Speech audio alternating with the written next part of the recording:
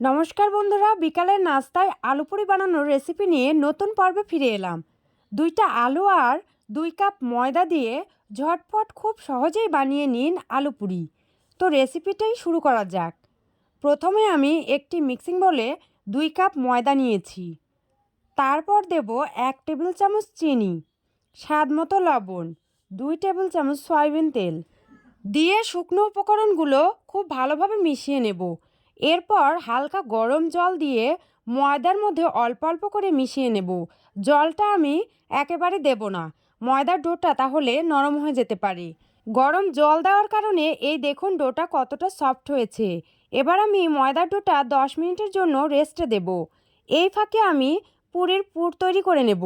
এখানে মাঝারি সাইজের 2টা আলু আগে থেকেই আমি সেদ্ধ করে নিয়েছি। আলুগুলোর খোসা ছাড়িয়ে নেব। এবার আলুগুলো খুব ভালোভাবে ম্যাশ করে নেব। আমি এখানে হাত দিয়ে খুব ভালোভাবে মেখে নিয়েছি।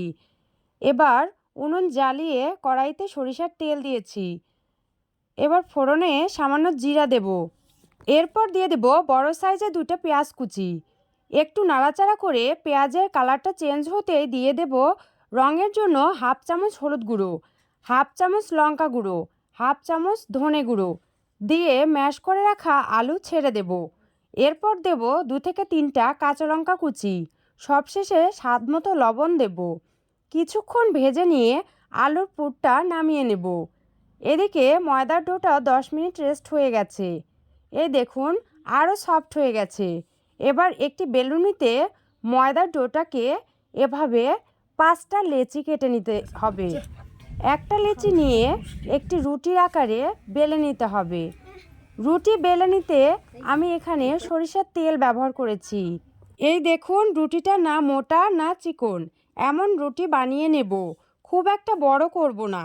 এবার রুটির ওপর বানিয়ে রাখা আলুর পুর দিয়ে এইভাবে মুড়িয়ে নিতে হবে।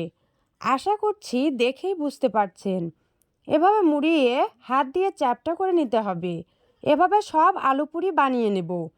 এই দেখুন সবগুলো বানানো হয়ে গেছে। এবার ফ্রাই করার পালা।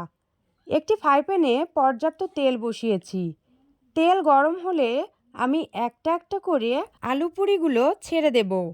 চুলার আঁচটা অবশ্যই কমিয়ে এই কাজটি করতে হবে। এক পাশে হয়ে গেছে, অপর পাশে উল্টে দেব। এভাবে উল্টে পাল্টে আলু পুরিগুলো ভেজে নিতে হবে। এই দেখুন পুরির কালারটা চেঞ্জ হয়ে গেছে, ব্রাউন কালার হয়ে এসেছে। এবার নাস্তার পাত্রে আলু পুরিগুলো তুলে নেব। ব্যাস তৈরি হয়ে গেল খুব অল্প সময়ে এই দারুণ স্বাদের আলু পুরি। বাড়িতে গেস্টরা আসলে খুব অল্প সময়ে এই নাস্তাটি তৈরি করতে পারবেন। আমি নাস্তাটি ভেঙে দেখাচ্ছি আলু পুরিগুলো কতটা মুচমুচে হয়েছে আর ভেতরে কত সুন্দর হয়েছে। তো বন্ধুরা, আমার তৈরি রেসিপিটা কেমন লাগলো একটি লাইক দিয়ে কমেন্ট করে জানাবেন। আর রেসিপিগুলো ভালো লাগলে চ্যানেলটিকে সাবস্ক্রাইব করে রেখে দিন।